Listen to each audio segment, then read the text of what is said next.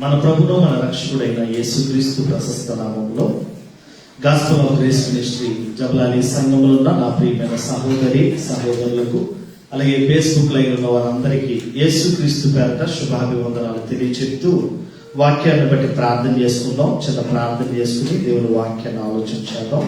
పరిశుద్ధాత్మ దేవుని సహాయం కొరకు ప్రార్థన చేసుకుని దేవుని వాక్యాన్ని ఆలోచించేద్దాం. తలలు వంచండి. ప్రేమించిన మా కన్న తండ్రి, నీ కృపలో మమ్మల్ని కాపాడి ఈ దినము ఈ విధముగా నీ నామమును బట్టి నిన్ను స్తుతించడానికి, నీ నామమును బట్టి నిన్ను మహిమపరచడానికి దేవాన్ని ఇచ్చిన ఈ కృప, ఈ ధన్యతను బట్టి నీకు కృతజ్ఞతాస్తుతులు చెల్లిస్తూ ఉన్నాం.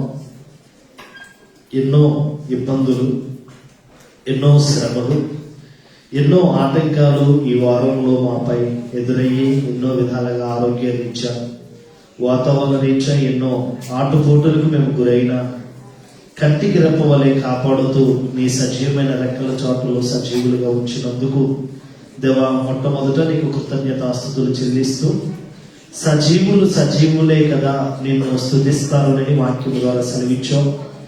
దేవా, ఇంతవరకు నీవు చేసిన మేలులు ఉపకారములను తలంచుకొంచు నీ నామమును మహిమపరిచి ఉన్నాం. కొద్ది నిమిషాలు నీ మాటలను మేము ఆలోచించాలనే ఆలోచన కలిగి నీ వాక్యం వైపుకు మేము తిరుగుతుండగా వినగలిగే చెవులు, గ్రహించగలిగే మనసును మాకు దయచేయండి. నీ వాక్కులతో మాతో మాట్లాడండి. వాక్యము నమ్మదగినది, ఆ వాక్యము మనుషులను బ్రతికించేది కనుక దేవా, వాక్యాన్ని లోబడి ఆ వాక్య ప్రకారంగా మేము జీవిస్తూ నీ చిత్తాన్ని మేము నెరవేర్చు వారిగా మేము ఉండడానికి సహాయం దయచేయమని, బలహీనుడును అయోగ్యుడునైన నన్ను నీ పాత్రగా వాడుకొని నీ ఆత్మతో నింపి నీ మాటలతో నాతో మాతో మా అందరితో మాట్లాడమని పరిశుద్ధాత్మ దేవుని సహాయం కొరకు నీ సన్నిధిలో మొక్కరిల్లుతూ ఈ వాక్యము ద్వారా మాతో మాట్లాడమని మా ప్రభును మా రక్షకుడైన యేసుక్రీస్తు నామములో అడిగి వేడుకొంచున్నాము తండ్రి.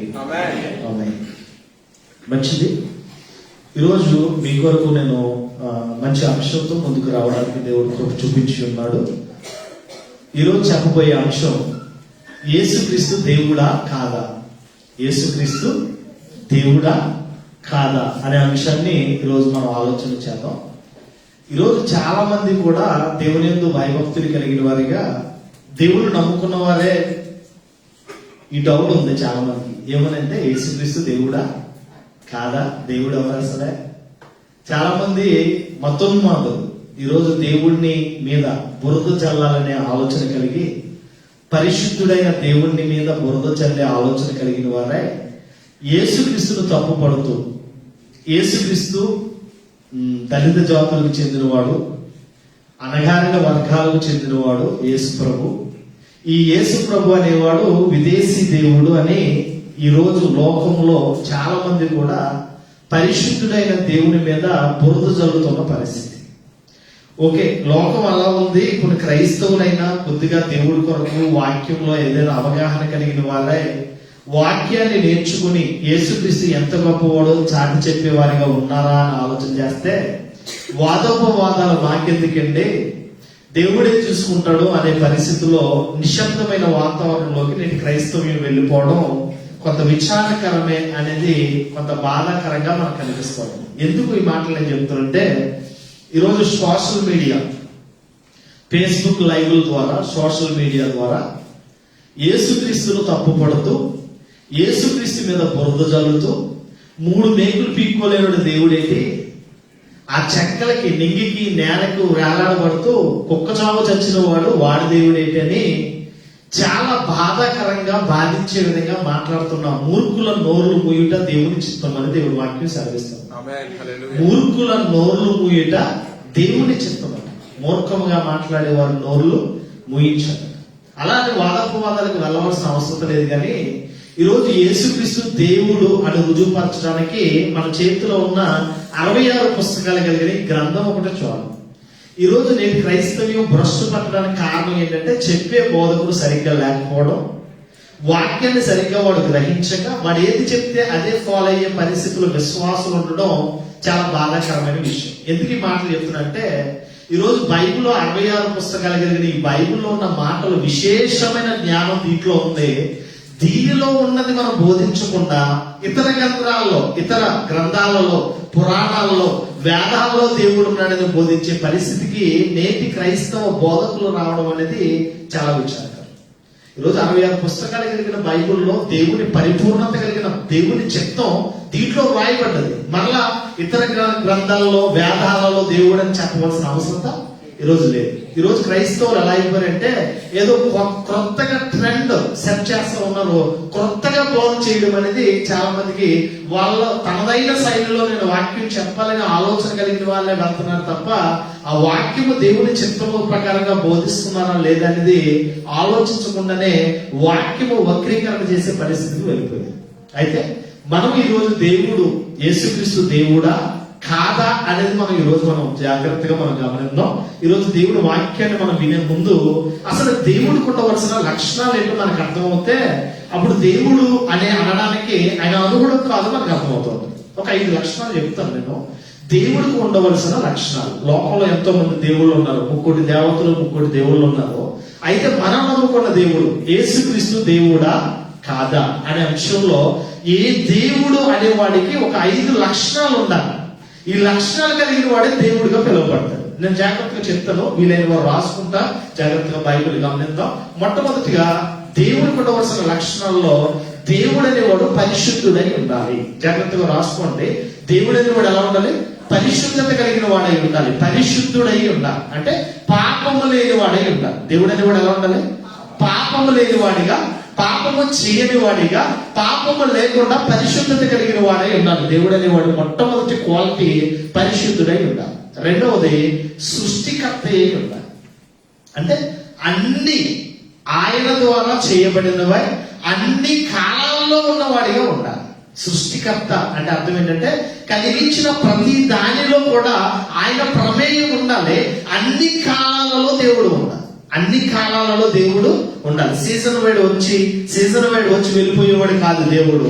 ప్రారంభం నుంచి ఎండింగ్ వరకు ఉండేవాడే దేవుడు. ఈయనే సృష్టికర్త అంటాం. మొదటిది పరిశుద్ధుడై ఉండాలి.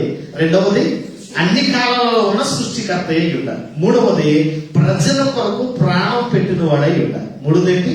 ప్రజల కొరకు, పాపుల కొరకు ప్రాణం పెట్టి రక్షించేవాడు. రక్షకుడిగా ప్రజల కొరకు ప్రాణం పెట్టేవాడై ఉండాలి. మూడవది. నాలుగవది మరణాన్ని జయించిన వాడై ఉండాలి. నాలుగవది ఏంటి? సజీవుడిగా, మరణపు ముళ్ళును విరిచిన మృత్యుంజయుడిగా ఉండాలి. ఐదవది అన్ని నామముల కన్నా పైనామము కలిగిన వాడిగా ఉండాలి. ఈ 5 లక్షణాలు ఉంటే వాళ్ళ దేవుడు అని పిలవడానికి అర్హులు. మొట్టమొదటిగా మనం ఆలోచన చేస్తే పరిశుద్ధుడై ఉండాలి. ఈరోజు పాపం లేని వాడిగా ఉండాలి. ఎంతో మంది దేవుళ్ళుగా పిలువబడుతూ ఉన్నారు. యేసుక్రీస్తు మీద ఎందుకు ఇంత బురద చల్లడానికి కారణం ఏంటంటే ఒక పరిశుద్ధుడిగా ఉన్నవాడి మీద బురద చల్లుతుంది కానీ అపవిత్రతలో ఉన్నవాడు, బురదలో ఉన్నవాడి మీద బురద చల్లవలసిన అవసరం ఉంది. అసలు జాగ్రత్తగా ఆలోచన చేస్తే మనం ఎక్కడెక్కడికో వెళ్ళిపోవాల్సిన అవసరం లేదు. మన గ్రంథంలో ఉన్న దేవుడు ఎంత గొప్పవాడో మనకు అర్థమవుతే అనేకుల మూర్ఖుల నోళ్లు ముగించడానికి మనకు అనుకూలమైన సమయాన్ని, జ్ఞానాన్ని, పరిశుద్ధాత్మ దేవుడి సహాయాన్ని, ఆ జ్ఞానాన్ని దేవుడు ఇస్తాడు. ఇక్కడ జాగ్రత్తగా ఆలోచన చేస్తే యేసుక్రీస్తు మీద జరిగినన్ని దాడులు, యేసుక్రీస్తు మీద జరిగినంత బురద మరి ఏ దేవుడిని జరగలేదండి. 3 దేవతలు 3 దేవుళ్ళుగా పిలువబడుతున్న వారు అందరి మీద కాదు కానీ ఒక ప్రత్యేకత కలిగిన దేవుడు ఈయన యేసుక్రీస్తు.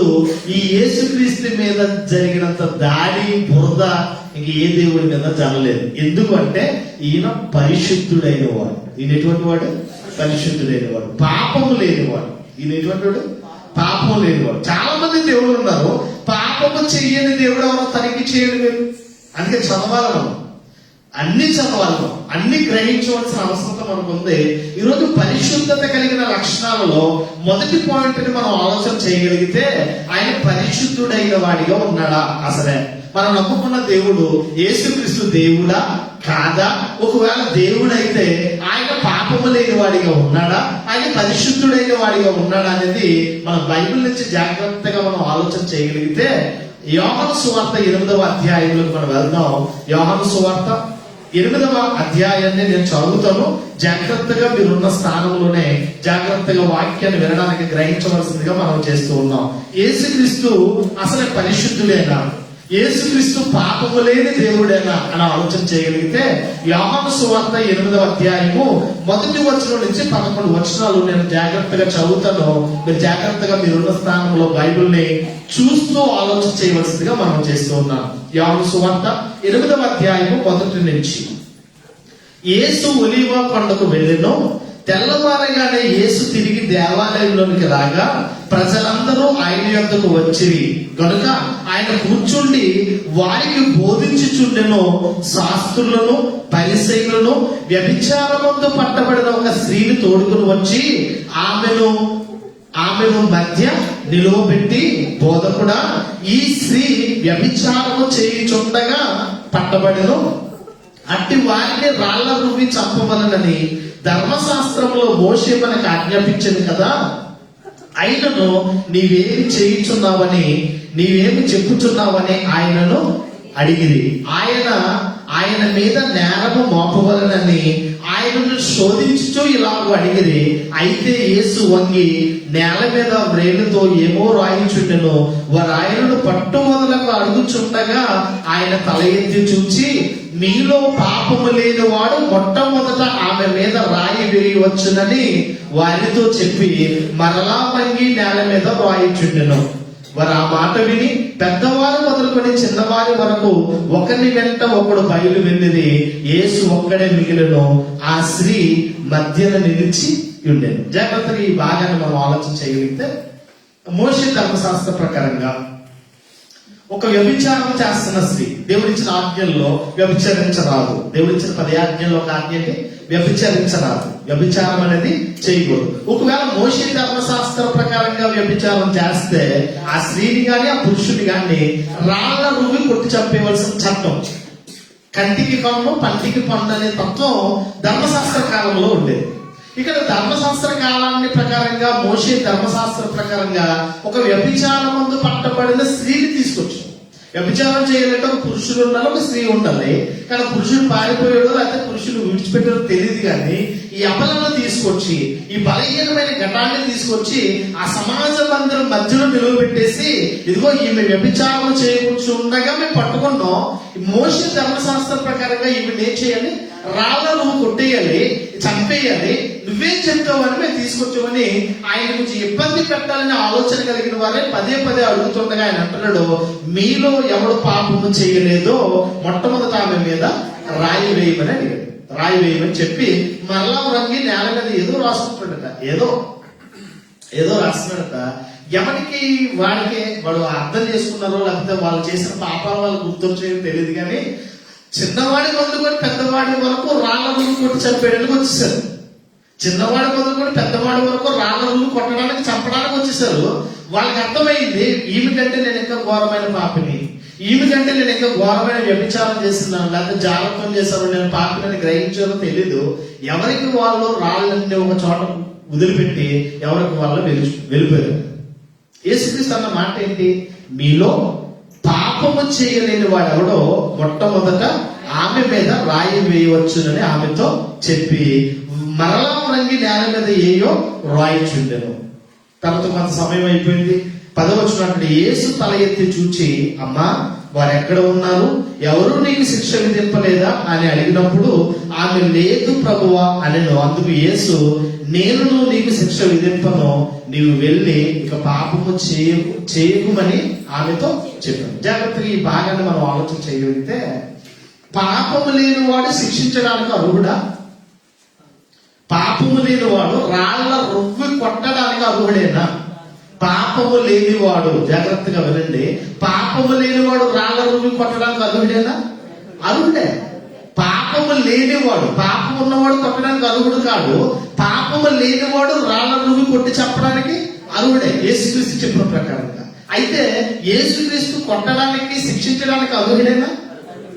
అర్హుడే. అయితే ఈయన ఏమంటారంటే ఇక్కడ, అమ్మా, వారు ఎక్కడ ఉన్నారు? ఎవరు నిన్ను శిక్షింపలేదా అని అడిగి, నేను నిన్ను శిక్షించును, ఇక పాపము చేయదు. అంటే జాగ్రత్తగా ఆలోచన చేయగలిగితే యేసుక్రీస్తు లక్షణాలలో పాపము లేని వాడిగా మనకు కనిపిస్తూ ఉంది. ఇక్కడ జాగ్రత్తగా ఆలోచన చేస్తే, మీలో పాపము లేని వాడు ఎవడో మొట్టమొదట ఆమె మీద రాయి వేయి. అంటే ఎవరికి వాళ్ళే అర్థం చేసుకున్నారో, ఎవరికి వాళ్ళే గ్రహించుకున్నారో, ఎవరికి వాళ్ళకి అర్థమైంది మేము ఘోరమైన పాపులమని గ్రహించి రాళ్ళన్నీ విడిచిపెట్టి వెళ్ళిపోయారు. యేసుక్రీస్తు అడుగుతున్నాడు, నిన్నెవ్వరూ శిక్షించలేదంటే ఈయన అంటాడు, నేను కూడా నిన్ను శిక్షించను, ఇక మీదట పాపం చేయొద్దు వెళ్ళిపో అన్నాడు. ఇంకా జాగ్రత్తగా ఆలోచన చేయగలిగితే, ఒక వ్యభిచారం చేస్తున్న స్త్రీని ఒక అమ్మాయి వ్యభిచారం చేస్తుందంటే, లేకపోతే ఒక ఆవిడ వ్యభిచారం చేస్తుందంటే మనం చాలా విడ్డూరంగా చూస్తూ ఉంటాం. అంటే మనం ఎలా అనుకుంటాం అంటే, నేను చాలా పవిత్రత కలిగిన దాన్ని, నేను చాలా పరిశుద్ధుని అనే ఫీలింగ్ ఏంటో తెలియదు. కానీ ఈమె వ్యభిచారం చేస్తుంది, ఈమె ఒళ్ళు అమ్ముకుంటుంది అనే ఆ వార్త మనకు అర్థం అవుతే మనం చూసే వెర్షన్ కూడా మారిపోతుంది. ప్రాక్టికల్ గా ఆలోచన చేయాలి. ఎప్పుడు కూడా ప్రాక్టికల్ గా మనం చూస్తే, ఈవిడ ఒళ్ళు అమ్ముకుంటుంది, ఈవిడ పాపం చేస్తుంది, ఈవిడ వ్యభిచారం చేస్తుంది అని తెలిసింది అనుకోండి, ఆ స్త్రీని మనం ఎలా చూస్తామండి? ఇప్పుడు ఆ స్త్రీతో మనం ఎలా మాట్లాడతామండి? ఆ స్త్రీతో అమ్మ అంటాం మనం. అంటే యేసుక్రీస్తు పిలిచిన విధానం కానీ, యేసుక్రీస్తు ఆమెను దేవుడి వైపుకు మళ్లించడంలో, ఆ పాపం నుంచి విడనాడడంలో దేవుడు పిలిచిన పిలుపును మనం చూస్తే అమ్మ అని పిలిచాడు. అంటే మాతృత్వాన్ని చూశారు తప్ప ఆ స్త్రీలో మరొక కోణాన్ని చూడలేదు. అంటే ఆయన కపటము ఆయన కళ్ళల్లో గాని, ఆయన మాటల్లో గాని, ఆయన నోటి మాటల్లో గాని ఎక్కడ కూడా కపటము పాపం అనేది మనకు కనపడని విధంగా ఉంది. ఎందుకంటాడు, నేను కూడా నిన్ను శిక్షించను, పో ఇక పాపము చేయొద్దని పంపించేసినట్లుగా మనకు కనిపిస్తుంది. అంటే ఈయన శిక్షించడానికి అర్హుడే, ఈయన పాపము లేని వాడే, కానీ ఈయన శిక్షించడానికి అర్హుడైనా ఆమె ఏం చేయలేదు, శిక్షించక క్షమించి విడిచిపెట్టాడు. మరొక కోణంలో ఆలోచన చేయగలిగితే, యేసుక్రీస్తు అసలు పాపాలను క్షమించే అధికారం ఉంది అసలు యేసుక్రీస్తుకి? యేసుక్రీస్తు దేవుడైతే, యేసుక్రీస్తు పరిశుద్ధుడే అయితే, యేసుక్రీస్తు పాపము లేని వాడైతే పాపాలను క్షమించే అధికారం ఉందా? మార్కు సువార్త 2వ అధ్యాయం మనం చదవగలిగితే, మార్కు సువార్త 2వ అధ్యాయము 5వ వచనాన్ని చదువుదాం, తర్వాత 10వ వచనాన్ని నేను చదువుతాను. మార్కు సువార్త 2వ అధ్యాయం 5వ వచనంలో, యేసు వారి విశ్వాసమును చూచి, కుమారుడా నీ పాపములు క్షమింపబడినవని పక్షవాయువు కలిగిన వారితో చెప్పెను. యేసు వారి విశ్వాసమును చూచి, కుమారుడా నీ పాపములు క్షమించబడినవని పక్షవాయువు కలిగిన వానితో చెప్పారు. 10వ వచనం జాగ్రత్తగా ఆలోచన చేయగలిగితే, అయితే పాపములు క్షమించుటకు భూమి మీద మనుష్య కుమారునికి అధికారము కలిగిందని వారితో చెప్పారు. అంటే యేసుక్రీస్తు దైవ కుమారుడే, యేసుక్రీస్తు దేవుని కుమారుడే. ఆయన పాపులను రక్షించడానికి మనిషి అవతారిగా వచ్చాడు. తండ్రి చిత్తమును నెరవేర్చడానికి కన్యగర్భాన్న పవిత్రమైన పరిశుద్ధాత్మ ద్వారా ఈ లోకానికి మానవ రీతిగా ఉద్భవింప చేయబడ్డాడు. ఆయన మనిషి కుమారుడుగా ఆయన పాపములు క్షమించే అధికారమే ఇవ్వబడ్డది. 10వ వచనం జాగ్రత్తగా చదవగలిగితే, అయితే పాపములు క్షమించుటకు భూమి మీద మనిషి కుమారునికి అధికారము కలదని మీరు తెలుసుకునవాలని వారితో చెప్పారు. అంటే పాపములను క్షమించే అధికారం ఎవరికి? యేసుక్రీస్తుకి ఉంది. పాపములను క్షమించే అధికారం దైవ కుమారుడిగా ఉన్నవాడు మనిషి కుమారుడిగా ఈ లోకానికి వచ్చి పాపాలను ఏం చేస్తున్నాడు? క్షమిస్తున్నాడు. అంటే పాపము లేని వాడే పాపాలను ఏం చేయగలడు? క్షమించగలడు. పాపము లేని పరిశుద్ధుడే పాపములను క్షమించే అధికారం ఉంటుందని మనకి క్లియర్ గా అర్థమవుతుంది. ఇంకా కొంచెం జాగ్రత్తగా, అసలు యేసుక్రీస్తుని ఎవరైనా ఇన్ని పాపం ఉందా, ఇన్ని పాపము లేదా అని ఎవరైనా ఒకవేళ టెస్ట్ చేస్తారా అని ఆలోచన చేయగలిగితే ఒక తీర్పులోనికి వెళ్తే మత్తయి సువార్త 27వ అధ్యాయంలో, మత్తయి సువార్త 27వ అధ్యాయము 11వ వచనాన్ని జాగ్రత్తగా మొదటి వచనాన్ని చదువుతున్నాను. 27వ అధ్యాయం మొదటి వచనంలో, ఉదయం అయినప్పుడు ప్రధాన యాజకులను ప్రజలను పెద్దలందరూ యేసుకు చంపవలనని ఆయనకు విరోధముగా ఆలోచన చేసి ఆయనను బంధించి తీసుకుని పోయి అధికారి అయిన పొంతు పిలాతులకు అప్పగించేది. యేసుక్రీస్తు ఏ నేరం చేయలే, యేసుక్రీస్తు ఏ పాపమో చేయలేదు. దొంగతనం చేశారని దొంగతనం చేసి పట్టబడిన వారిని శిక్షలో సిలువలో వేలాడి తీసినట్టు ఒక రీజన్ ఉంది. యేసుక్రీస్తు ఏ పాపం చేశారని సిలువకు వేశారు? ఏ పాపం చేశాడని సిలువలో వేలాడదీశారు, ఏ పాపం చేశాడని సిలువలో ఘోరాతి ఘోరంగా హింసించి చంపేశారు. అంటే ఆలోచన చేస్తే ఒక నీతిమంతుడు, ఒక నిర్దోషి అయిన వాడిని ఒక తీర్పులోనికి తీసుకొచ్చేసారు. ఎందుకు రీజన్ ఏంటో 27వ వచనం చెప్తాడు. ఉదయం అయినప్పుడు ప్రధాన యాజకులు, ప్రజలందరూ, యూదుల పెద్దలందరూ యేసును చంపవలనని ఆయనకు విరోధముగా ఆలోచన చేసి ఆయనను బంధించి తీసుకుని పోయి అధికారి అయిన పొంతు పిలాతు యొద్దన వారిని అప్పగించేశారట. అప్పగించినప్పుడు ఆయన అడుగుతున్నాడు, 11వ వచనం అంటున్నాడు, పొంతు పిలాతు అధిపతిగా ఉన్నాడు. ఆయన అడుగుతున్నాడు, నీవు రాజువా అని అడిగితే, నీవన్నట్టే నేను రాజుని అని చెప్తా ఉన్నాడు. అయితే అక్కడ ఆయన న్యాయ విమర్శ చేసినప్పుడు అసలు ఈయన ఎలా ఉన్నాడు, ఈయన ఏం పాపం చేశాడని, ఆయన రాజుగా ఉన్నవాడు, పొంతు పిలాతు ఒక రాజుగా ఉన్నవాడు, ఒక నీతి న్యాయాలను బట్టి తీర్పు తీర్చాడు. ఈయన ఏ పాపం చేశాడని చూస్తే ఆయనలో ఏ పాపం కనబడట్లేదు. పైగా తన భార్య కూడా చిన్న చీటీ రాసిచ్చింది. 19వ వచనంలో అతడు న్యాయపీఠం మీద కూర్చుని ఉన్నప్పుడు అతని భార్య, నీవు ఆ నీతిమంతుని జోలికి పోవద్దు, ఈ ప్రొద్దు ఆయన గూర్చి నేను కలలో మిక్కిలి బాధపడుతునని అతని యొక్కకు వర్తమానము పంపాను. జాగ్రత్తగా ఆలోచన చేస్తే ఆ నీతిమంతుని జోలికి వెళ్ళొద్దు, అది చాలా ప్రమాదకరమైనది తన భార్య కూడా చెప్పింది. అంటే పొంతు పిలాతు తీర్పులో ఆయన ఎలా ఉన్నాడు, నీతిమంతుడిగా కనిపిస్తాడు. పొంతు పిలాతు తీర్పులో ఎలా ఉన్నాడు, నీతిమంతుడు. పస్కా పండుగ సందర్భంగా మనకు కూడా స్వతంత్ర గణతంత్ర స్వతంత్ర దినోత్సవంలో కూడా కొంతమంది ఖైదీలు, సత్ప్రవర్తన కలిగిన ఖైదీలు ఏం చేస్తూ ఉంటారు, రిలేట్ చేస్తూ ఉంటారు. ఎవరు చాలా బాగున్నారు, వాళ్ళ అతిక్రమంలో వాళ్ళు తెలుసుకున్నారు, చాలా బాగున్నారు అని ఒక సర్టిఫికేట్, ఏమంటాడు ఇది, వాళ్ళ కాంటాక్ట్ సర్టిఫికేట్ ని బట్టి వాళ్ళు ఏం చేస్తారు, రిలేట్ చేస్తూ ఉంటారు. అలాగే పస్కా పండుగ వస్తుంది కదా, ఈ పస్కా పండుగలో నీతిమంతుడైన యేసుక్రీస్తు రిలేట్ చేద్దామని పొంతు పిలాతు అనుకున్నా, అక్కడ ఉన్న యూదా జాతి, అక్కడ ఉన్న శాస్త్రులు, పరిసయ్యులు, సద్దుకయ్యులు వీళ్ళందరూ కూడా ఏదో ఒక విధంగా యేసుక్రీస్తును చంపాలి అనే నింద మోపాలని ఆ సభ దగ్గరికి వచ్చేసారు. వచ్చిన తర్వాత అంటున్నారు, నీకు బరబ్బ కావాలా, యేసుక్రీస్తు కావాలా అని అడుగుతున్నారు. బరబ్బ వాడు దొంగడు, వాడు వ్యభిచారి వాడు, వాడు నరహంతకుడు, వాడు క్రూరుడు, వాడు కావాలా, ఈ యేసుక్రీస్తు కావాలంటే ప్రజలు ఎవరు కోరుకున్నారు, మాకు బరబ్బయే కావాలి, మా ప్రాణాలను, మానాలను, మా ధనాలను దోచుకునేవాడు మాకు కావాలి, యేసుక్రీస్తును మాత్రం సిలువ వేయుడనే కేకలే ఎక్కువయ్యాయి. దానివల్ల ఆయన నీతిమంతుడిగా ఉన్నవాడి కొరకు ఆ నీతిమంతుడి రక్తము మా మీద, మా కుటుంబం మీద ఉండకూడదని ఒక పల్లెంలో నీళ్లు తెచ్చి సభలో ఎదురుగానే చేతులు కడిగేసుకున్న సందర్భాన్ని మనం చూస్తూ ఉంటాం. జాగ్రత్తగా ఆలోచన చేయగలిగితే 23వ వచనంలో అధిపతి ఎందుకు ఇతడు ఏ దుష్కార్యము చేసినని అడగగా వారు సిలువ వేయమని మిక్కిలి మరి ఎక్కువగా కేకలు వేసిరి. పిలాతు అల్లరి ఎక్కువగుచున్నదే గాని తమ వలన ప్రయోజనము ఏమీ లేదని గ్రహించి నీళ్లు తీసుకుని జనసమూహం ఎదుట చేతులు కడిగి, ఈ నీతిమంతుని రక్తమును గూర్చి నేను నిరపరాధిని మీరే చూచుకున్నాడని వారికి అప్పగించేస్తారు. అంటే జాగ్రత్తగా ఆలోచన చేస్తే పొంతు పిలాతు తీర్పులో కూడా యేసుక్రీస్తు ఎలా ఉన్నాడు, నీతిమంతుడిగా. యేసుక్రీస్తు ఎలా ఉన్నాడు, నీతిమంతుడిగా కనిపిస్తూ ఉన్నాడు. ఆయన ఏ దుష్కార్యము చేయలేదు, అతడు నీతిమంతుడని పొంతు పిలాతే తీర్పిచ్చిందేమో కాదు. అంటే యేసుక్రీస్తుని మనం జాగ్రత్తగా అన్ని కోణాల్లో మనం చూడగలిగితే ఆయనలో ఏం లేదు, పాపము లేదు. ఇంకా పేతురు గారు కూడా ఒక మంచి సర్టిఫికెట్ ఇస్తున్నాడు. ఒకసారి చూద్దాం. మనం పేతురు రాసిన మొదటి పత్రిక 2వ అధ్యాయం 22వ వచనాన్ని చదవగలిగితే, పేతురు రాసిన మొదటి పత్రిక 2వ అధ్యాయము 22వ వచనాన్ని చదువుతున్నాను. మొదటి పత్రిక 2వ అధ్యాయం 22వ వచనం అంటున్నాడు, ఆయన పాపము చేయలేదు, ఆయన నోట ఏ కపటమును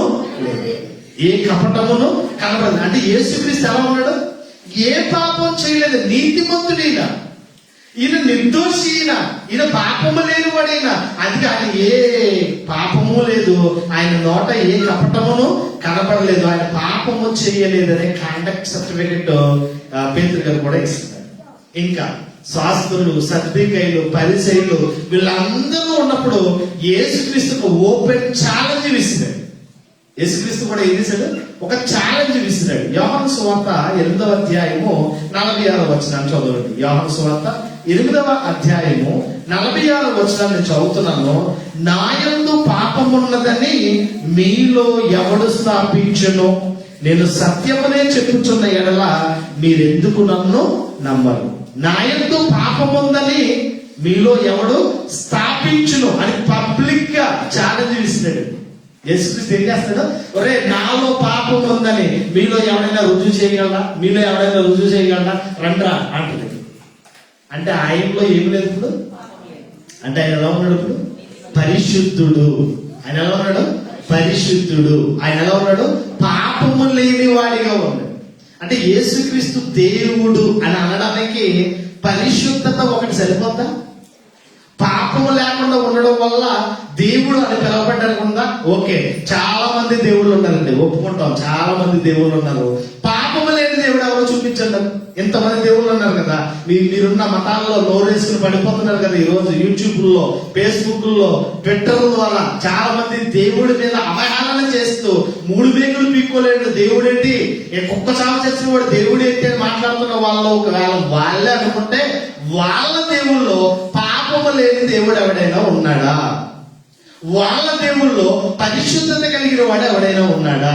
యేసుక్రీస్తులో పాపము లేదని చెప్పడానికి ఆ వ్యభిచారమందు పట్టబడిన స్త్రీని శిక్షించడానికి అర్హుడైనా శిక్షించలేదు. 2, ఆయనలో పాపం అనేది లేదు కనుక పాపములను క్షమించే అధికారము ఆయనకు ఉందనేది మనకు అర్థమైంది. 3, పొంతు పిలాతు తీర్పులో కూడా ఆయన ఎలా ఉన్నాడు?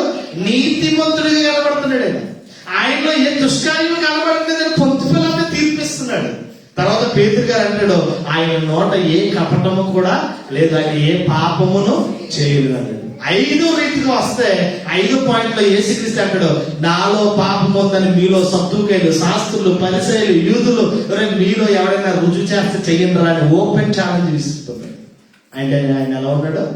పరిశుద్ధత కలిగిన దేవుడు. ఆయన ఎలా ఉన్నాడు?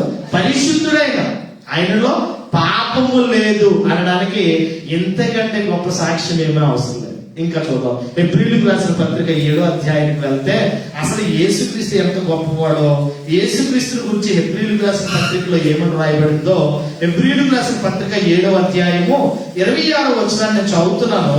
హెబ్రీయులకు రాసిన పత్రిక 7వ అధ్యాయము 26వ వచనాన్ని చదువుతున్నాను. పవిత్రుడును, నిర్దోషియు, నిష్కల్మషుడును, పాపులలో చేరక ప్రత్యేకముగా ఉన్నవాడును, ఆకాశ మండలము కంటే మిక్కిలి హెచ్చైన వాడునైనా ఇంటి ప్రధాన యాజకుడు మనకు సరిపోయిన వాడు. ఎవరండినా? యేసుక్రీస్తు. హెబ్రీయులకు రాసిన పత్రిక 7:26 అంటాడు, పరిశుద్ధుడు. ఈయనటువంటి పవిత్రుడట. ఈయనటువంటి వాడు పవిత్రుడు, నిర్దోషి, నిష్కల్మషుడు, పాపులలో చేరక ప్రత్యేకముగా ఉన్నవాడు. ఆయన లైఫ్ స్టైల్ మనం ఆలోచన చేయగలిగితే 33.5 సంవత్సరాల జీవిత కాలంలో ఆయన సేవా జీవితం 3.5 సంవత్సరాల జీవిత కాలాన్ని మనం చూస్తే, ఉదయం లేచిన కాంచి ఎవరితో ఉండేవాడు చెప్పండి? ఆయన ఎవరితో ఉండేవాడు? పాపులతోటే ఉండేవాడు. ఎవరితో ఉండేవాడు? పాపుల మధ్య ఉండేవాడు, పాపులతోటే ఉండేవాడు, పాపంలో అంటని వాడిగా ఉన్నాడు. అంటే మనం జాగ్రత్తగా ఆలోచన చేయగలిగితే, ఒక కొలనికి వెళ్తే, లేకపోతే ఒక సరస్సుకు వెళ్తే, ఒక చెరువులోనికి మనం వెళ్తే తామరాకులు మనకు కనిపిస్తూ ఉంటాయి. తామరాకులు మనం చూస్తే అవి నీటిలోనే ఉంటాయి, కానీ అవి నీటిని అంటని విధంగా ఉంటాయి. ఒకవేళ నీరు వాటి మీద జరిగిన ఒక ముత్యములాగా ఉంచుకుంటుంది, లేకపోతే రాయి చేస్తుంది తప్ప తన ఒంటికి పట్టని విధంగా ఉంటుంది. అంటే పాపుల మధ్య ఉన్నాడు, పాపులతోనే ఉన్నాడు, పాపము అంటని పవిత్రుడిగా బ్రతికాడు. పాపము అంటని పవిత్రుడిగా, నిర్దోషిగా, నిష్కల్మషుడిగా, పాపులలో చేరక ప్రత్యేకముగా ఉన్నవాడిగా, మిక్కిలి హెచ్చైన వాడిగా కనిపిస్తున్నట్లుగా మనకు కనిపిస్తుంది. అంటే ఆయన చాలా జాగ్రత్తగా ఆయన మనం చదవగలిగినా, చూడగలిగినా ఆయన ఎలా ఉన్నాడు? పవిత్రుడు. జాగ్రత్తగా చదువుతున్నాను.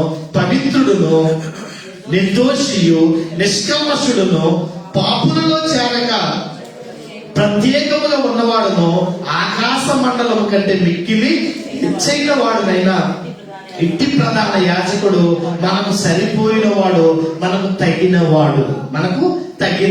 అంటే దేవుడిగా ఆయన పడవలసిన లక్షణాల్లో పరిశుద్ధత కలిగిన దేవుడు. అందుకే యేసుక్రీస్తు మీద ఎన్నో నేల రూపంలో మోపుతూ ఉన్నారు. యేసుక్రీస్తు మీద ఎన్నో మోపాలను ట్రై చేస్తున్నారు, కానీ ఆయన ఎలా ఉన్నాడు? ప్రత్యేకత కలిగినవాడు. మీకు జాగ్రత్తగా ఆలోచన చేస్తే దేవుడు వైపు చూసి తూకుమని ఊసాం అనుకోండి, ఉమ్మెలా ఊసాం అనుకోండి, మళ్ళీ ఎక్కడ ఆడుతుంది? అది మన మీద ఆడుతుంది. సేమ్ ఈ రోజు ప్రపంచం అంతా కూడా ఆయన పవిత్రుడిగా ఉన్నాడు కనుక ఏదో ఒక విధంగా ఆయన బురద చల్లాలని ట్రై చేస్తున్నారు. బురద చల్లాలనుకున్న వారి మీద బురద పడిపోతున్న పరిస్థితి. అది ఎవరు తీసుకున్న గొయ్యిలో వాడే పడతాడంట. ఎందుకు ఈ మాట నేను చెప్తున్నానంటే, ఈ రోజు మనం నమ్ముకున్న దేవుడు పరిశుద్ధుడు కనుకే ఎన్నో రకాలుగా తప్పు పట్టాలని ప్రయత్నం చేస్తా ఉన్నారు. మన దేవుడు పాపము లేని వాడు కనుక ఏదో ఒక విధంగా పాపము ఏదో ఒక పాపము అనే డాగుని వెయ్యాలనే ట్రై చేస్తా ఉన్నారు. చూడండి, దొంగడు అన్నాం అనుకోండి, దొంగోడు అన్నాం, నీ అమ్మ దొంగ, నిలవంగా, నువ్వు దొంగ అంటే అడుపుకోడు. ఈ రోజు ప్రపంచం అంతా అలాగే ఉంది. ప్రపంచం అంతా కూడా ఎలా ఉంది? దొంగోడు అంటే చాలా తప్పు. వ్యభిచారం చేసేదాన్ని వ్యభిచారి అంటే చాలా తప్పు ఈరోజు. ఎందుకంటే మనుషులు ఎలా అయిపోయారంటే లోకము కాకులాగా, లోకం ఎటువంటిదట? కాకులాగా ఇష్టపడుతుంది, కాకులాగా. ఈయన పవిత్రుడు, ఈయన మీద బురద చల్లాలనుకున్న వాడి మీద బురద పడుతుంది అనేది గ్రహించిన పరిస్థితి. ఎందుకు ఈ మాట నేను చెప్తానంటే, ఈరోజు క్రైస్తవ్యంలో మనం దేవుడు నమ్ముకున్నామో, మన దేవుడు ఎంత గొప్పవాడో మన దేవుడి గురించి మనకు తెలియకపోతే ఎదుటి వాడికి ఏం చెప్తాం మనం? నేను అడుగుతున్నాను, యేసుక్రీస్తు దేవుడే కాదా అంటే చెప్పండి. ఆయన దేవుడే కాదా? పరిపూర్ణంగా చెప్పేసారు కాబట్టి ఈజీగా చెప్తున్నాను దేవుడు అని. అంత ముందే అడిగితే ప్రశ్న అనుమానం, ఏమంటాడో, ఏం చెప్తే ఏది రైట్ అవుతుందో అని. ఈ రోజు ఎందుకు ఈ మాట నేను చెప్తున్నానంటే, ఈరోజు బైబిల్ని మనం జాగ్రత్తగా చదవాలి. మన దేవుడు పరిశుద్ధుడు. మన దేవుడు ఎటువంటి వాడు? దేవుడు కూడా చెప్తున్నాడు, నేను పరిశుద్ధుడు కనుక మీరు కూడా ఎలా ఉండాలి? పరిశుద్ధత కలిగిన వారు అయి ఉండండి. ఎన్నో మార్లు ధర్మశాస్త్ర కాలంలో ఇన్నిసార్లు కనిపిస్తుంటది, నేను పరిశుద్ధుడును మీరు కూడా పరిశుద్ధులుగా ఉండండి, నేను పరిశుద్ధుడును మీరు కూడా పరిశుద్ధత. ఎందుకు పరిశుద్ధత అంటే ఆయన పాపులలో చేరని దేవుడుగా ఉన్నాడు. దీని స్తోత్రం కలిగిన వాడు. ఆయన పాపులలో చేరలేదు, ప్రత్యేకత కలిగిన వాడు, పరిశుద్ధత కలిగిన వాడు. ఇంత గొప్ప దేవుడు మనం కలిగి ఉండి మనలో పవిత్రత లేకపోతే, ఇంత గొప్ప దేవుడిని కలిగి ఉండి మనలో పాపం అనే నియమము లేకుండా ఉంటే ఎంత బాగుంటది.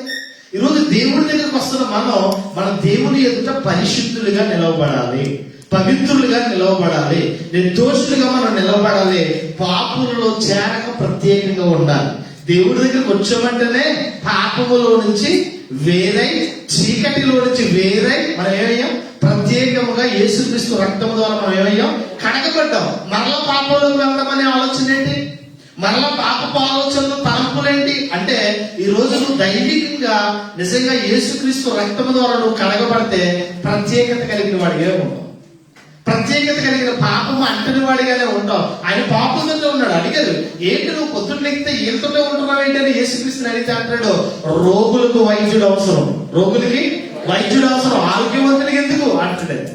అంటే దేవుడి గురించి మనం చెప్పవలసింది ఎవరికంటే, ఈరోజు పాపములో, లోకములో, అవిధేయతలో కొట్టుమిట్టులాడుతున్న వారికే పరిశుద్ధతను గురించి, పవిత్రతను గురించి చెప్పవలసిన అవసరత ఉంది. అందుకే చాలా జాగ్రత్తగా మనం ఆలోచన చేయగలిగితే, ఆయన ఎలా ఉన్నాడు? పరిశుద్ధుడైన వాడు. ఆయన ఎలా ఉన్నాడు? పరిశుద్ధుడైన వాడిగా మనకు కనిపిస్తూ ఉంటాడు. పాపము లేని వాడిగా మనకు కనిపిస్తున్నట్లుగా మనం చూడగలుగుతున్నాం. రెండవదిగా మనం చూడగలిగితే, రెండవ లక్షణం ఏంటి చెప్పండి? యేసుక్రీస్తు దేవుడా కాదని రుజువు చేయడానికి సృష్టికర్త. ఆయన ఎలా ఉండాలి? సృష్టి అంటే కలిగి ఉన్నది ఏది కూడా. ఒకసారి చూద్దాం, యోహాను సువార్త మొదటి అధ్యాయము 3వ అంటాడు, కలిగి ఉన్నదేదియు ఆయన లేకుండా కలగలేదు. కలిగి ఉన్నదేది?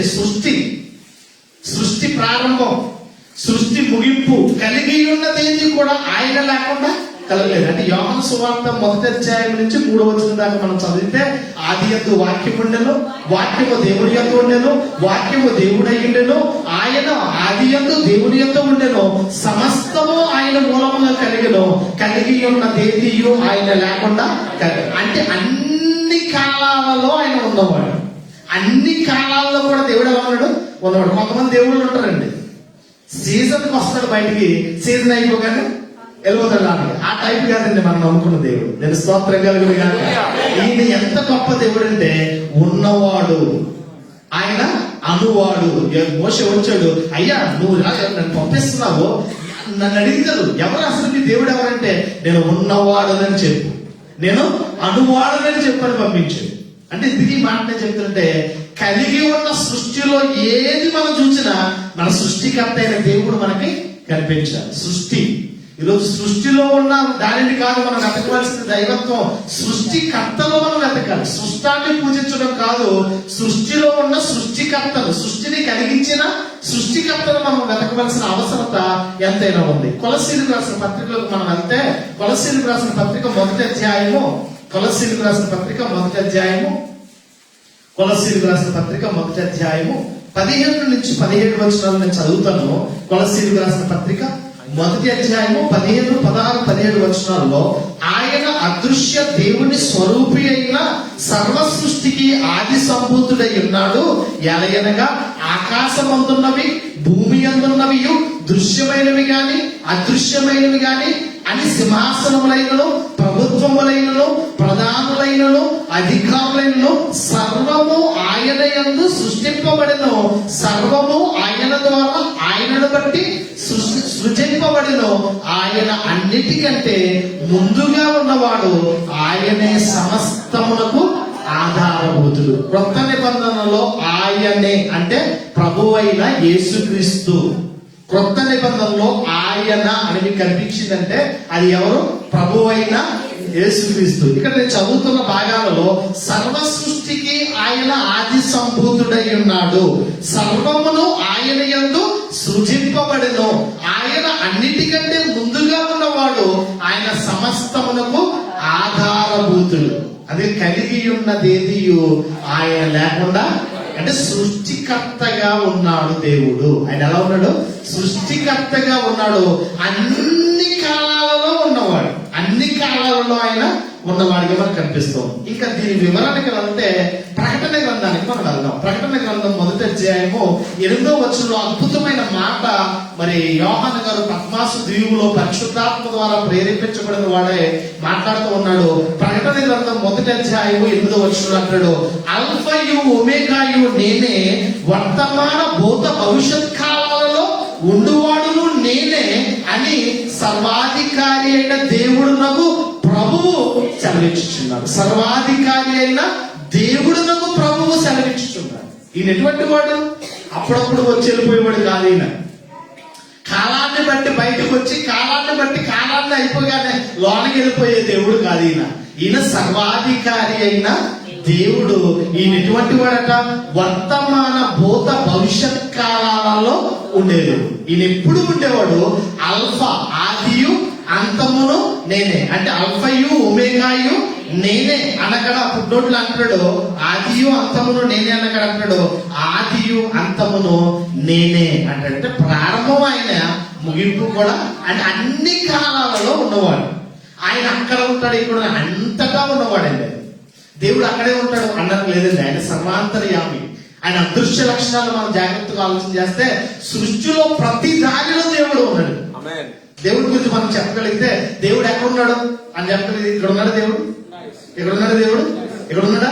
ఉన్నాడు. మనలో ఉన్నాడా? ఉన్నాడు. మీతో ఉన్నాడా?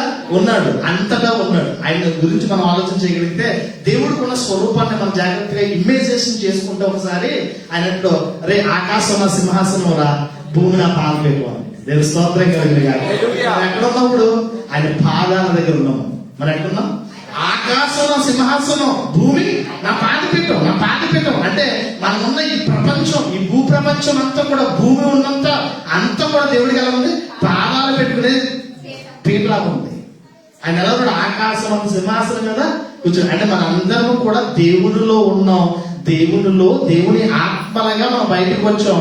మన ఆత్మగా మన దేవునిలోకి వెళ్ళిపోతాం. అంటే మనం జాగ్రత్తగా ఆలోచన చేస్తే దేవుడు అంతటా ఉన్నవాడు, దేవుడు అంతటా కూడా ఉన్నవాడిగా మనకు కనిపిస్తుంది. అందుకే చాలా చక్కగా చెప్తున్నాడు ఇక్కడ, ఆ వర్తమాన భూత భవిష్యత్ కాలాలలో ఉండువాడను కూడా నేనే. వర్తమాన భూత భవిష్యత్ కాలాల్లో కూడా ఉండువాడు నేనే. సర్వాధికారి అయిన దేవుడు నాకు ప్రభువు సెలవిచ్చుచున్నాడు. ఇంకా 4వ అధ్యాయం 8వ వచనంలోకి వెళ్తే ప్రకటన గ్రంథం 4:8 అంటున్నాడు, 4 జీవులతో ప్రతి జీవి 6 రెక్కలు ఉండెను. అవి చుట్టూను రెక్కల లోపటను కన్నులతో నిండి ఉండెను. అవి భూత వర్తమాన భవిష్యత్ కాలంలో ఉండు సర్వాధికారి అయిన దేవుడు నాకు ప్రభువు పరిశుద్ధుడు పరిశుద్ధుడు పరిశుద్ధుడు అని మానక రాత్రి పగలు చెప్పుచుంటాను. అంటే దేవుడుకున్న నామం ఏంటంటే పరిశుద్ధుడు. దేవుడు స్తోత్రం కలుగును గాక. దేవుడు నామం ఏంటి? పరిశుద్ధుడు పరిశుద్ధుడు. నిజంగా యెషయా గ్రంథం 6వ అధ్యాయం 1 నుంచి మనం చదువుకుంటూ వెళ్తే అక్కడ కూడా దేవదూతలు గాన ప్రతిగానం చేస్తున్నాయట. ఏమని? పరిశుద్ధుడు పరిశుద్ధుడు పరిశుద్ధుడు పరిశుద్ధుడు సర్వలోకము ఆయన మహిమతో నిండి ఉన్నదని గాన ప్రతిగానములు చేస్తుంటే గడప కమ్ముల పునాదులు కదిలిపోతుంటే మందిరము ధూపము చెంద నింపబడుతుందట. అంటే ఎంత గొప్ప ప్రభావం కలిగిన దేవుడు మనం నమ్ముకున్న దేవుడు మనం ఆలోచన చేయాలి. ఆయన ఎటువంటి వాడంట? భూత వర్తమాన భవిష్యత్ కాలాలలో ఉండే దేవుడు. అంటే జరిగేది జరగబోయేది కూడా తెలిసిన వాడే. అర్థమవుతుందా? జరిగేది జరగబోయేది కూడా తెలిసినాడు. మీకు సింపుల్ లాజిక్ చెప్తున్నాడు.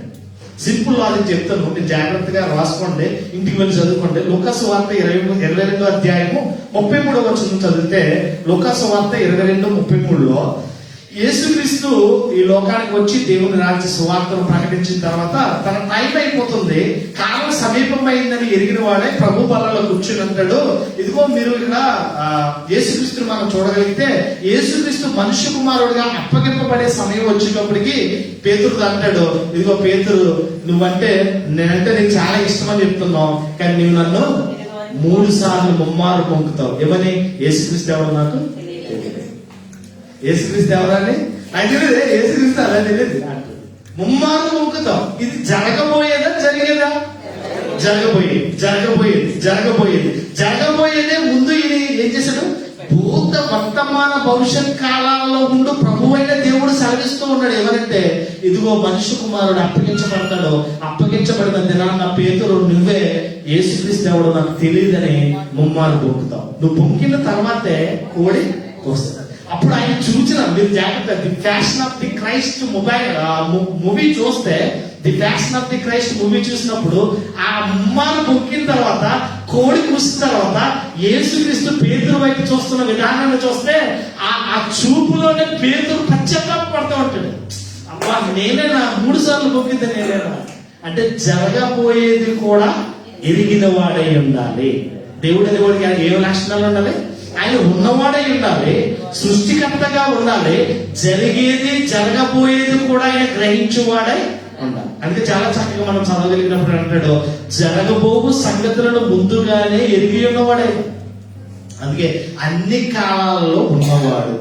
ఇంకా జాగ్రత్తగా, ఈ మనుష్య కుమారుడు అప్పగించబడిన దినమున ఆ ప్రభురాత్రి బల్లలో చేపెట్టిన వాడి గురించి కూడా దేవుడు మాట్లాడుతూ ఉంటాడు. యోహాను సువార్త 13వ అధ్యాయం 21 నుంచి 27 మనం చదవగలిగితే, ఇస్కరియోతు యూదా అనేవాడు నన్ను అమ్మేస్తాడు, ఇదిగో ప్రభు బల్లలో చేపెట్టిన వాడే నన్ను ఒక అప్పగించేస్తాడు అన్నప్పుడు శిష్యులందరూ కూడా నేనా ప్రభువా నేనా ప్రభువా నేనా ప్రభువా అని అడుగుతూ ఉంటారు. వాళ్ళందరూ కూడా ఇస్కరియోతు యూదా కూడా అంటే నేనా ప్రభువా? నువ్వే ఇంకా త్వరపడికి అప్పగించే, ముద్దు పెట్టేసుకో. నేను ఎవరిని ముద్దు పెట్టుకుంటానో వాడే యేసుక్రీస్తు, వాడినే మీరు పట్టుకోండి అని ఎంతగా బేరం ఆడుకున్నాడు? 30 పెట్టి నాణానికి బేరం పెట్టేసేటండి. నమ్ముకున్న గురువు గారికి నమ్మక ద్రోహం చేసేది వీడు ఇస్కరియోతు యూదా. అంటే జాగ్రత్తగా ఆలోచన చేస్తే ప్రభు బలలోనే, ఇదిగో మీలో ప్రభు బలలో చేపెట్టిన వాడే నన్ను అప్పగిస్తాడని ముందే ఆయన ఏం చేశాడు? గ్రహించాడు. అంటే భూత వర్తమాన భవిష్యత్ కాలాలలో ఉండే దేవుడు సర్వాధికారి అయిన ప్రభువుగా, సర్వాధికారి అయిన దేవుడిగా, జరిగేది జరగబోవి గ్రహించేవాడిగా మనకు కనిపిస్తూ ఉంది. అందుకే ప్రకటన గ్రంథం ప్రపంచ భవిష్యత్తుకి ముఖ్సూచిగా మనకు కనిపిస్తూ ఉంటుంది. దిక్సూచి అదే.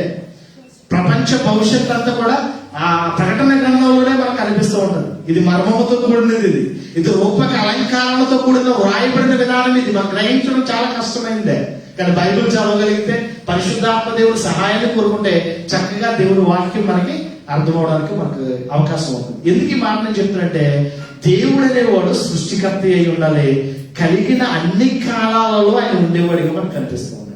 దేవుడికి ఉండవలసిన లక్షణాల్లో ఏంటంటే, మొదటిది చెప్పండి, ఆయన ఎలా ఉండాలి? పరిశుద్ధుడై ఉండాలి. ఆయన ఎలా ఉండాలి? పరిశుద్ధుడు. అంటే అటువంటి పాపము లేనివాడు. ఆయన నోట గాని ఆయన బ్రతుకులో కానీ ఏ కపటమో ఏ పాపమో లేదని తీర్పులో కూడా ఈ నీతిమంతుడు ఈయన ఎందు ఏ దుష్కార్యమో మాకు కనబడలేదని పొత్తు పిలాతే సర్టిఫికేట్ ఇచ్చేసాడంటే అంటే ఆయన ఎంత నీతిమంతుడిగా ఉన్నాడో మనం ఆలోచన చేయగలం. రెండు మనం చూడగలిగితే సృష్టికర్త అయిన వాడు ఆయన ఎలా ఉన్నాడు, సృష్టిని కలిగించిన ప్రతి దానిని మనం చూడగలిగితే నువ్వు ఏది చూసినా దేని యందు నువ్వు ఇష్టపడినా దాని వెనక దేవుడు ఉన్నాడు అనేది మనం గ్రహించాలి. చూడండి, భోజనం చేస్తూ ఉంటాం ఎంత అందంగా మల్లె పువ్వులా ఉంటుందండి రైస్. అబ్బా పొడి పొడిగా అలా ఎంత బాగుంటుందని అది చూసేటప్పటికి మనం దాన్ని చూడగానే మనం ఏమనుకోవాలి, అమ్మాయి ఎంత గొప్ప తినేద్దాం అనుకోకండి. దీనిని కలిగించిన దేవుడు ఎంత గొప్పవాడు. ఇది తింటేనే కదా నా కొడుకు నిండేది, ఇది తింటేనే కదా ఇంత రుచికరమైంది అని దాని వెనక ఉన్న సృష్టికర్తను మనం ఏం చేయాలి, మదిలోకి తెచ్చుకుని మనం తింటూ దేవుడికి ఏం చేయాలి, కృతజ్ఞత చెల్లించాలి. దేవానికి వందనాలు. ఎందుకు ఈ మాటలు చెప్తారంటే సృష్టికర్తగా ఆయన కలిగించిన ప్రతిదీ కూడా ఆయన కోసం కాదు, మన కోసం. ఆయన కోసం కాదు కలిగించింది. నా పిల్లలకి ఒకరికి పులపంటే ఇష్టం, ఒకరికి తీపంటే ఇష్టం, ఒకరికి ఒకరంటే ఇష్టం, కనుక వీళ్ళందరికీ అన్ని రుచులు కావాలని అన్నిటినీ కలిగించిన వాడు దేవుడు. మీకు సృష్టిని ఆరంభాన్ని మనం జాగ్రత్తగా చూడగలిగితే మొట్టమొదటి దినాన్నే ఆదాముని సృష్టించాడు అనుకోండి, ఎక్కడుండేవాడు? మీకు అర్థమవుతుందా? ఆదాముని మొట్టమొదటి దినాన్ని సృష్టించుంటే ఎక్కడుండేవాడు, ఏ తినేవాడు, ఎలా ఉండేవాడు అసలు? అందుకే సృష్టిలో అన్ని కలిగించి ఎన్ని దినానా 6వ దినం ఎండింగ్ లో ఎవరిని పెట్టాడు? అదే అంటే తల్లి చూడండి పిల్లల కొరకు తల్లి అన్ని సిద్ధపరిచి దాచి ఉంచుతుంది. పిల్లలు రాగానే చక్కగా ఓపెన్ చేసేస్తుంది. అలాగే దేవుడు కూడా మన ఇష్టాలను ఎరిగిన వాడే. నాకు ఇది దేవుడు కలిగించలేదు, నాకు ఇది కలిగించుంటే బాగుండు అనే ఆలోచన కూడా మనకు రాకుండానే మనకు ప్రతీది కలిగించేసి అప్పుడు 6వ దినం ఎండింగ్ లో ఎవరిని తీసుకొచ్చాడు? మనిషి కుమారుడిగా మనల్ని, ఆదాము గర్భం దాటుకుని మనల్ని ఈ భూమి మీద తీసుకొచ్చింది. అంటే మనందరి కొరకు ఈ సృష్టిని కలిగించాడు. సృష్టిలో మీరు ఏది చూసినా సృష్టిని చూసి సృష్టికర్తను మీరు ఏం చేయండి, స్మరణకు తెచ్చుకోవాలి. బాల్య దినముల యందే మీ సృష్టికర్తను స్మరణకు తెచ్చుకోవాలి. దేవుడు ఇది కలిగించింది దేవుడురా, ఇది పెట్టింది దేవుడురా, నిన్ను ఎలా ఉంచింది దేవుడురా అని ప్రతిదీ ఉగ్గుపాలతోటే గోరుముద్దలతోటే ఎవరు చెప్పాలి? పిల్లలకి మనం నేర్పించాలి. మనం నేర్చుకుని మన పిల్లలకు కూడా మనం నేర్పించవలసిన అవసరం. దేవుడికి ఉండవలసిన లక్షణాల్లో 2 పాయింట్లు మనం క్లియర్ గా చూసాం. ఆయన ఎటువంటి వాడు? మొదటిది పరిశుద్ధుడు, పాపము లేని వాడిగా ఉన్నాడు. 2 సృష్టికర్త, అన్ని కాలాలలో ఉన్నవాడు. ఆయన అన్ని కాలాలలో అదిగలడు. ఆదియు అంతమును నేనే అన్నాడు. అల్ఫయు ఒమేగాయు నేనంటే నేను ప్రారంభంలో ఉన్నవాడిని, ముగింపు వరకు ఉన్నవాడిని. ఈ ముగింపు వరకు ఉన్నవాడిగా భూత వర్తమాన భవిష్యత్ కాలాలలో నేనే దిక్సూచిగా ఉంటానని నిలువబడ్డవాడు. ఇది 2. 3వది దేవుని చిత్తమైతే ప్రజల కొరకు ప్రాణం పెట్టిన వాడిగా, పాపుల కొరకు ప్రాణం పెట్టి రక్షకుడిగా ఎలా వచ్చాడు. 4వది మన కొరకు మరణాన్ని జయించిన మృత్యుంజయుడిగా ఎలా వచ్చాడు. అన్ని నామముల కంటే పైనామముగా దేవుడు ఎలా వచ్చాడో 2వ పాటలో మనం ఆలోచించాము. అట్టి కృపటి ధన్యత దేవుడు సదాకాలము మనకు దయచేయుడు గాక. విత్తబడిన వాక్యము పరిశుద్ధాత్మ దేవుడు మన వినికుడులో ఫలింపు దయచేయుడు గాక. అందరూ లేచిపడి ముగింపు ప్రార్థన ఆశీర్వాద కార్యక్రమాన్ని ముగించుకుందాం. బర్త్డే జరుపుకుంటున్న అబ్బాయి ముందుకు రావాల్సింది మనం చేస్తున్నాం. లైవ్ ఆపండి.